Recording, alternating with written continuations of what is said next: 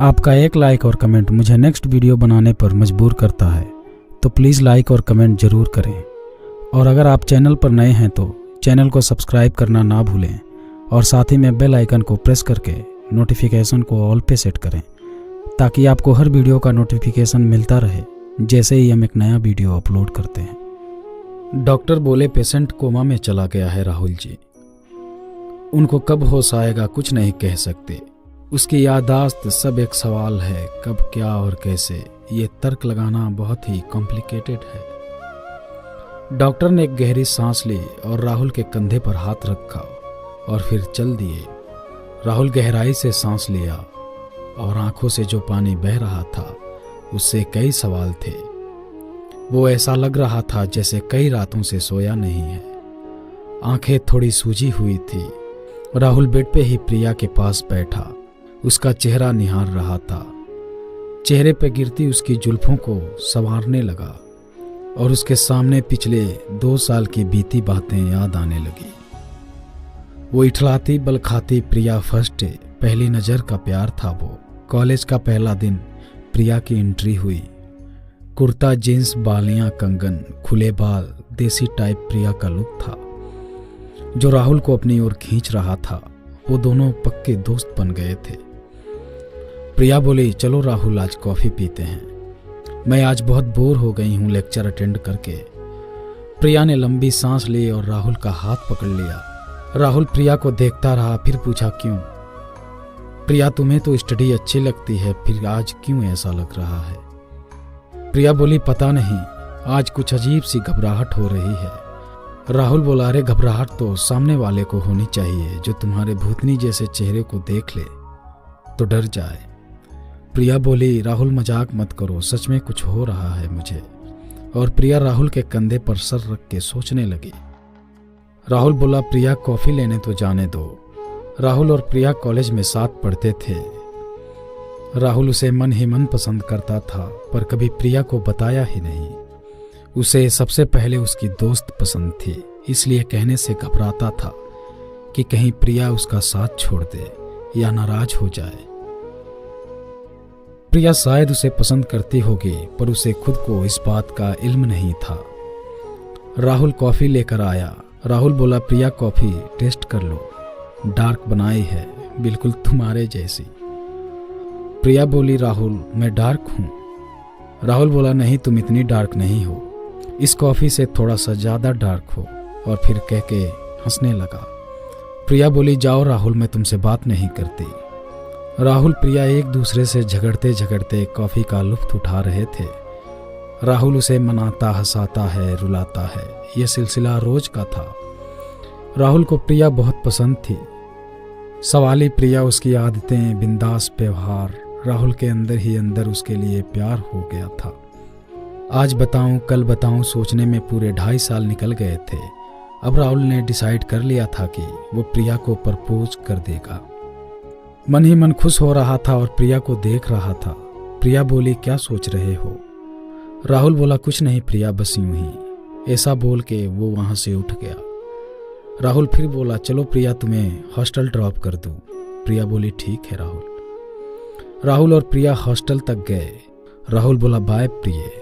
प्रिया थोड़ा झूठा गुस्सा दिखाते बोली कि फ्लर्ट कर रहे हो। उसके बाद हंसने लगी और राहुल को एक प्यारा सा झप्पी दे के वो हॉस्टल की गेट की ओर जाने लगी। राहुल उसे जाते हुए देख रहा था। प्रिया मुड़ मुड़ के पीछे देखती जा रही थी। राहुल तब तक खड़ा रहा वहां जब तक प्रिया आंखों से ओझल नहीं हो गई। प्रिया गांव से शहर स्टडी के लिए आई थी। उसके मम्मी और पापा गांव में थे, वो यहाँ गर्ल्स हॉस्टल में रहती थी। प्रिया एक मिडिल क्लास की लड़की थी। उसे पैसों की अहमियत, रहन सहन, सब चीज का अनुभव था। आजकल की गर्ल्स जैसी बिल्कुल नहीं थी। राहुल को उसकी यही बात बहुत पसंद थी। राहुल बोला, प्रिया चलो होटल में खाना खाते हैं। प्रिया बोली, नहीं राहुल, मैं टिफिन लाई हूँ अपने साथ, वही हम खाते हैं। होटल क्यों जाना जब मैं ले आई हूँ तो? राहुल बोला, प्रिया प्लीज़ चलो ना, कुछ डिफरेंट खाते हैं, ये तेरे थेपले से मैं बोर हो गया हूँ। प्रिया बोली, राहुल तुम यही खाओगे, चलो। फिर राहुल का मुंह जबरदस्ती खोल के प्रिया उसके मुंह में एक थेपला का रोल बनाकर ठूस देती है। राहुल बोला, प्रिया तुम मेरी दादी हो, क्यों जबरदस्ती खिलाती हो प्रिया? वो बोली, मैं तेरी सब हूँ जो तू समझे। राहुल प्रिया को देखता रहता और मन ही मन मुस्कुराता रहता। प्रिया और राहुल जैसे एक दूसरे की परछाई थे। राहुल पिछले 2 साल की बातें याद कर रहा था। आज राहुल प्रिया को प्रपोज करने वाला था। अलमारी में से उसका सबसे पसंद टी शर्ट और जींस निकाला और रेडी होकर कॉलेज चला गया। वो बहुत खुश होकर कॉलेज पहुंचा। सब जगह देखा उसके फ्रेंड बैठे हुए थे। राहुल बोला, अरे चश्मिश तूने प्रिया को देखा क्या? वो बोली, नहीं राहुल, मैंने नहीं देखा। राहुल फिर ओके बोलकर क्लासरूम में गया। वहाँ भी प्रिया नहीं थी। उसको कॉल करने लगा तो कॉल का जवाब भी नहीं मिला। अब राहुल का दिल जोर जोर से धड़कने लगा। मन में सोचने लगा कि प्रिया तुम कहाँ हो यार? प्रिया उस दिन कॉलेज आई ही नहीं। राहुल ने बहुत वेट किया, उसका सारा मूड ऑफ हो गया, जैसे अभी वो रो पड़ेगा।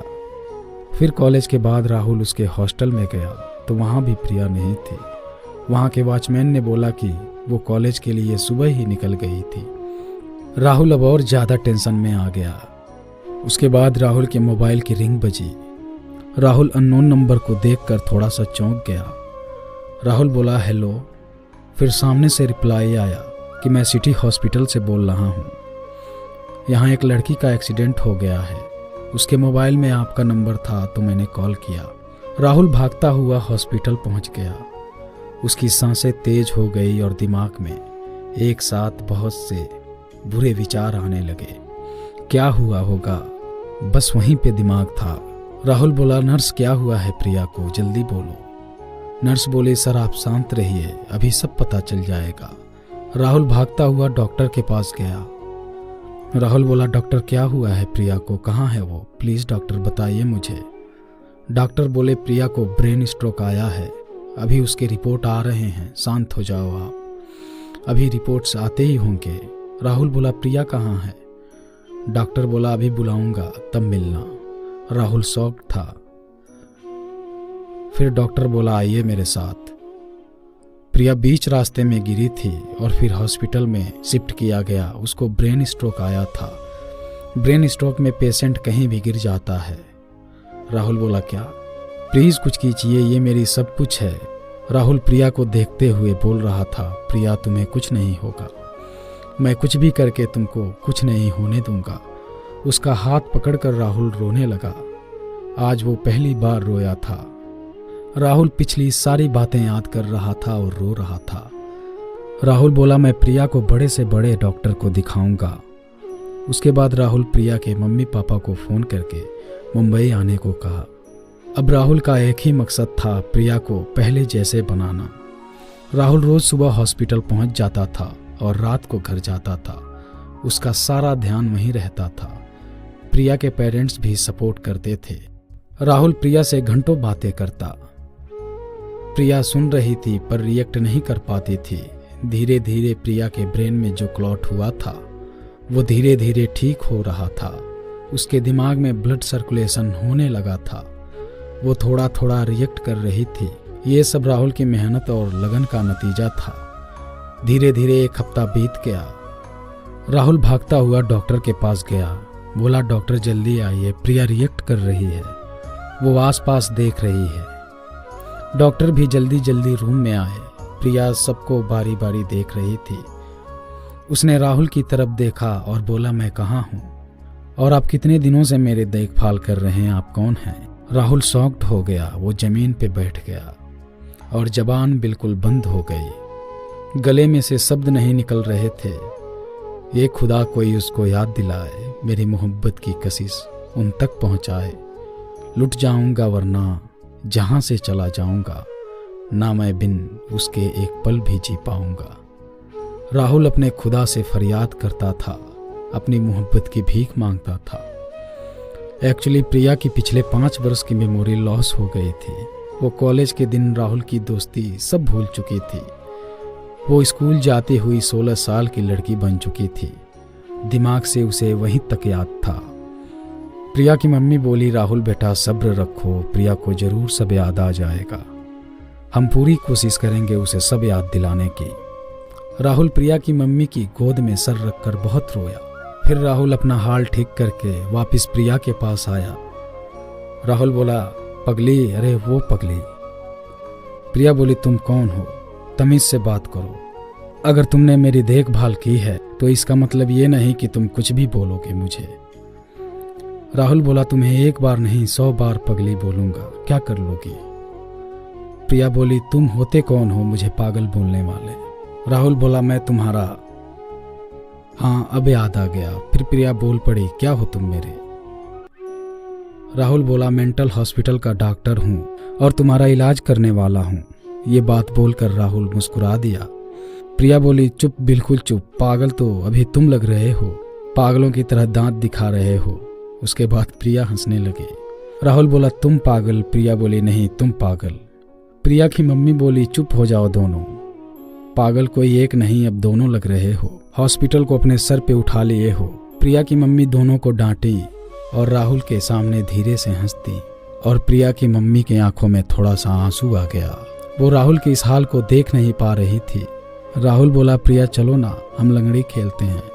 प्रिया बोली, तुम खेलोगे मेरे साथ? राहुल बोला, हाँ, क्यों नहीं। फिर दोनों लंगड़ी खेलने लगते हैं। एक दूसरे से झगड़ते थे, मस्ती करते थे, पूरा हॉस्पिटल सर पे उठा लेते थे। डॉक्टर को भी प्रिया और राहुल बहुत पसंद थे। वो लोग भी साथ में हंसी मजाक करते थे। राहुल बोला, हे नकचढ़ी, ये फेस क्यों फुला हुआ है तेरा? प्रिया बोली, मुझे चॉकलेट खानी है, कितने दिनों से खाई ही नहीं। राहुल बोला, बस इतनी सी बात, पहले ये फुला हुआ फेस नॉर्मल कर और स्माइल दे, फिर मैं चॉकलेट लाता हूँ। प्रिया बोली, सच्ची ना? राहुल बोला, हाँ बाबा, बिल्कुल सच में, तेरी कसम। प्रिया बोली, मेरी कसम क्यों खाता है, अपनी कसम खा। राहुल बोला, कसम मेरे दिल के जो सबसे करीब होता है मैं उसी की कसम खाता हूँ। प्रिया बोली, तुम अभी क्या बोले? राहुल बोला, कुछ नहीं, बस यूं ही बड़बड़ाता हूँ, कुछ खास नहीं। प्रिया बोली, हाँ, तुम तो ऐसे ही हो, बिल्कुल बुद्धू। राहुल का प्रिया की देखभाल करना, उसका निस्वार्थ प्रेम। प्रिया की याददाश्त चली गई थी, लेकिन उसका राहुल के साथ फिर से वही दोस्ताना।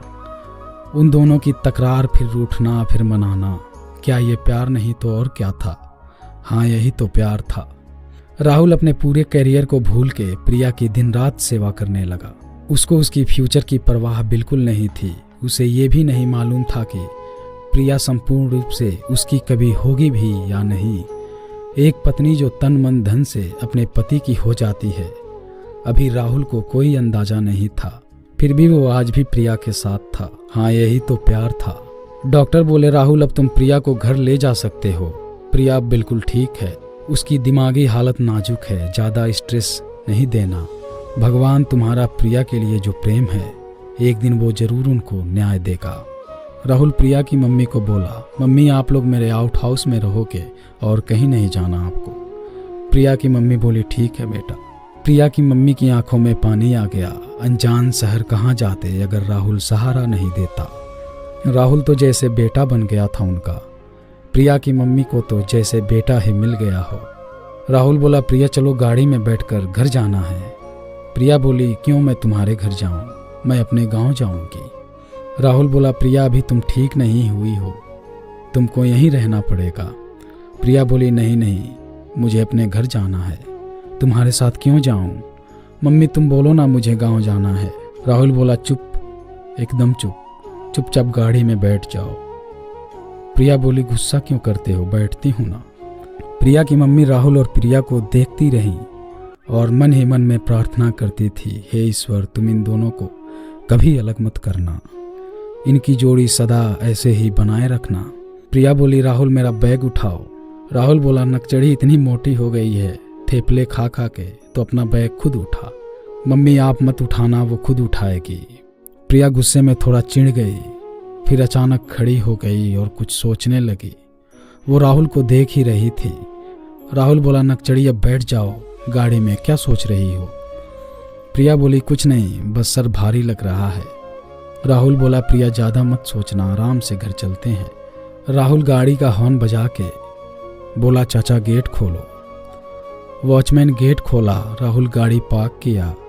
और प्रिया और उसकी मम्मी पापा को आउट हाउस में अंदर ले गया। दोनों बहुत मस्ती करते थे, लड़ते थे, झगड़ते थे। प्रिया अभी तो दिमाग से 16 साल की लड़की थी, उम्र के ये नए पड़ाव पे थी। राहुल का साथ उसको सहज जैसा लगता था। राहुल बोला, नक्चड़ी चल क्रिकेट खेलते हैं। प्रिया बोली, हाँ चलो खेलते हैं। राहुल और प्रिया बाहर पार्किंग में क्रिकेट खेलने गए। राहुल अपने पड़ोसियों को भी बुलाया, एक टीम बना के क्रिकेट खेलने लगे। राहुल बोला, प्रिया तू दादी है, जोर जबरदस्ती आउट हुई हो फिर भी बैट नहीं छोड़ती, चीटिंग करती हो और बाकी लोगों से फील्डिंग करवाती है। लास्ट ओवर बाकी था, प्रिया बैटिंग कर रही थी। प्रिया ने बॉल को यूं मारा और रन लेने के लिए दौड़ी। राहुल बॉल को कैच करके स्टंप आउट करने के लिए गया। तब तक प्रिया वापस अपनी जगह पे आ रही थी। तभी प्रिया और राहुल टकरा गए। प्रिया स्लिप होकर नीचे गिर गई और राहुल उसके ऊपर। दोनों एक दूसरे को देख रहे थे। प्रिया को राहुल का उसके ऊपर यूं गिरना, उसे छूना एक गजब का आकर्षण प्रिया के मन में जगा दिया।